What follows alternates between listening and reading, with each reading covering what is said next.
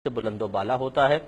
اور دوسری بات یہ کہ عالم کے علم کی تعظیم نہ کرنا یہ شیطان کا طریقہ ہے۔ تو جو آج کے دور میں بھی کسی صحیح العقیدہ عالم دین ہو، باعمل ہو، اس سے بدگمانیاں پیدا کر کے سنی سنائی باتوں پر اپنی سوچ و فکر کی بنیاد رکھ کر کسی کے خلاف کوئی مسئلہ کرے، اس کی تعظیم نہ بجا لائے، تو گویا کہ وہ شیطان کے طریقے پہ چل رہا ہے۔ تو پھر اس کو خوف کرنا چاہیے کہ جو انجام شیطان کا ہوا ایسا نہ ہو کہ خدا نخواستہ اس کا بھی ہو۔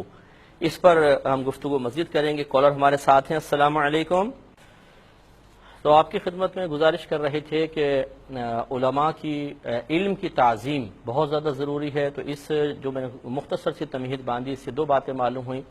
اگر آپ یہ چاہتے ہیں کہ جو عام عابدین ہیں، عبادت کرنے والے ہیں، ان سے آپ کا مقام و مرتبہ بہت زیادہ بلند ہو جائے تو علم حاصل کریں، اور اس میں جتنا اضافہ آپ کر سکتے ہیں کرتے چلے جائیں، تو پھر یاد رکھیں کہ آپ کا مقام اتنا بلند ہو جائے گا کہ انسان عبادت کے ذریعے، اذکار کے ذریعے اور نوافل کے ذریعے کبھی آپ کے قدموں کی گر تک بھی نہیں پہنچ پائے گا۔ اس لیے بہت ضروری ہے کہ نصوص قطعیہ سے نکلنے والی نتائج پر غور و تفکر کر کے اپنے عمل کی بنیاد رکھی جائے۔ دوسری بات یہ کہ آج کل ہر ایک علماء کے خلاف بولنے میں بالکل شرم و عار محسوس نہیں کرتا ہے۔ وہ اپنے لیے خود کم علمی کے باوجود کچھ ایسے دلائل مقرر کر لیتا ہے کہ بس اس دلیل کی روشنی میں میرے لیے جائز ہو گیا ہے کہ میں علماء کی عزت خراب کروں، ان کے خلاف کلمات نکالوں، ان کے خلاف کچھ بھی بول سکتا ہوں۔ یہ ایک غلط روش ہے، اور میں تو صرف مشورے دے سکتا ہوں۔ بہرحال بہت سے خصوصاً جو سوشل میڈیا پر ورک کرتے رہتے ہیں، بیٹھے ہوئے ہیں، سارا دن اس پہ بیٹھے ہوئے ہیں، نہ علم سیکھنا نہ کچھ، ادھر سے معلومات لی ادھر سے معلومات لی، ہم خیال لوگ ہیں، بس وہ آپس میں ایک دوسرے کو شاباشیں دیتے رہتے ہیں اور ایک دوسرے کی حوصلہ افزائی کرتے رہتے ہیں، اور پھر وہ اس ماحول سے باہر نہیں نکلنے پاتے، کیونکہ سوشل میڈیا ایک ایسا جادو ہے کہ جو اس میں گھس گیا وہ اس سے باہر نہیں نکل سکتا، ایک سحر طاری ہو جاتا ہے۔ یہ بھی ایک نشہ ہے، بہت بڑا نشہ۔ میں نے آج کل کے ینگسٹرز میں دیکھا ہے کہ جب تک فیس بک نہ کھول لی جائے، جب تک ٹویٹر نہ کھولا جائے، جب تک وہاں پہ انٹری نہ ہو جائے تو طبیعت میں بے چینی، بے کلی، بے قراری سی رہتی ہے، اور اتنے زیادہ گناہگار ہو رہے ہیں نوجوان، اتنے زیادہ غیبتیں، چغلیاں اور خلاف شرع باتیں لکھ کر، اور جن چیزوں کی شریعت نے اجازت نہیں دی ہے وہ اپنے پاس سے ان کو اپنے لیے جائز کر کے اور وہ لگے ہوئے ہیں۔ یہ معلوم اس وقت ہوگا کہ جب موت کا جھٹکا لگے گا، جب انسان قبر میں پہنچے گا، میدان محشر میں اللہ تعالیٰ کی بارگاہ میں جواب دہ ہوگا۔ جن علماء جو صحیح العقیدہ علماء ہیں ان کے خلاف اس طریقے سے معاملات کر کے جب وہ عزت کے ساتھ جنت میں جا رہے ہوں گے اور یہ حساب و کتاب بھگت رہا ہوگا، تب احساس ہوگا کہ ہم نے کتنی بڑی خطا کی تھی۔ اس لیے بڑی احتیاط کرنی چاہیے۔ علماء کی بڑی عظمت ہے، شان ہے۔ شیطان کو بس یاد رکھیے، آپ غور کر سکتے ہیں کہ آپ کون سا عمل کر رہے ہیں، شیطانی عمل کر رہے ہیں، غیر شیطانی۔ شیطان نے تعظیم نہیں کی تھی، تباہ ہوا۔ فرشتوں نے تعظیم کی، اللہ نے ان کو عزت سے نوازا ہے۔ اب یا تو آپ فرشتوں والا کام کریں اور یا شیطانوں والا کام کر لیں۔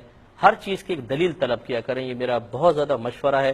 جو خصوصاً بچیاں، جو ینگسٹرز ہمارے نوجوان ہیں، سوشل میڈیا سے وابستہ ہیں، آپ کچھ بھی کرنے لگیں، کسی پہ کمنٹس پاس کرنے ہیں، کسی کی کلپ آگے بھیجنی ہے، کچھ چیز فارورڈ کرنی ہے، کسی کے اوپر آپ نے تنقید کرنی ہے، خصوصاً اگر وہ عالم دین ہیں، تو پھر یہ نہ دیکھیں جی میرے گروپ سے، فلاں گروپ سے، یہ ضرور دیکھیں کہ وہ صحیح العقیدہ ہیں۔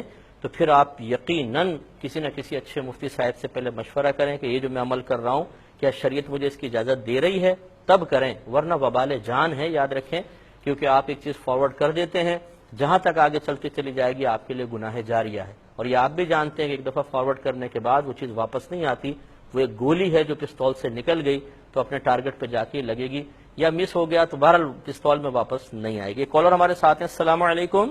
بن جائے۔ اور لاسٹ یہی گزارش، یہ سوشل میڈیا پہ آج کل جو نوجوان جس کی چاہتے ہیں عزت اتارنے کے لیے کوشش شروع کر دیتے ہیں، چاہے وہ کیسا عالم دین ہو، چاہے وہ کچھ بھی ہو، بس وہ انہوں نے کرنا ہے، یہ غلط طریقہ کار ہے۔ یاد رکھیں کہ انبیاء علیہم السلام، بخاری کی روایت ہے کہ العلماء ورثۃ الانبیاء، کہ علماء انبیاء علیہم السلام کے وارث ہیں، اور ان وارثین انبیاء کے بارے میں اتنے نازیبہ کلمات اور اس طرح کی گندی خرافات اگر آپ لکھیں گے، یہ اچھی طرح یاد رکھیے کہ ایک لمحے کے لیے آنکھیں بند کر کے سوچ لیجئے گا کہ آپ کو میدان محشر میں اللہ تعالیٰ کی بارگاہ میں کھڑے ہو کر اس ایک ایک لفظ کا حساب دینا ہے. اور اگر آپ کسی کے لیے دل آزاری کا سبب بن رہے ہیں تو اللہ تعالیٰ کا قانون یہ ہے کہ وہ میدان محشر میں آپ کو کھڑا کرے گا اور جس کے لیے آپ نے اس طرح کیا اسے بھی کھڑا کرے گا اور اس کا حق آپ سے دلوائے گا. اب آپ تھوڑا سا غور کر لیں کہ کیا دنیا میں آپ ابھی اس پوزیشن میں کسی جس کے بارے میں آپ کر رہے ہیں اس کے سامنے بیٹھ کر اس سے گفتگو کرنے کی قابلیت اور صلاحیت رکھتے ہیں؟ تو میں یقین سے کہتا ہوں جتنے سوشل میڈیا پہ ورک کر رہے ہیں بیچارے، ان کے پاس علم بہت کم ہوتا ہے اور اس طرح کی الٹی سیدھی حرکتوں میں شامل ہو جاتے ہیں، اور اگر یہ سامنے بیٹھ کے گفتگو کریں تو 2 منٹ کے 3 منٹ سے زیادہ یہ گفتگو نہیں کر سکتے ہیں، اس لیے کہ دلائل کے ساتھ جب گفتگو کرنے کی باری آتی ہے تو پھر انسان چاروں شانے چر گر جاتا ہے. تو اب میدان محشر میں جب دنیا میں آپ کسی سے بات نہیں کر سکتے، وہاں کیسے کر سکیں گے؟ اور وہاں نیکیاں نکل جائیں گی. اس لیے احتیاط کریں. ایک مختصر سا بریک لیں گے، ہمیں یقین ہے آپ ہمارے ساتھ رہیں گے.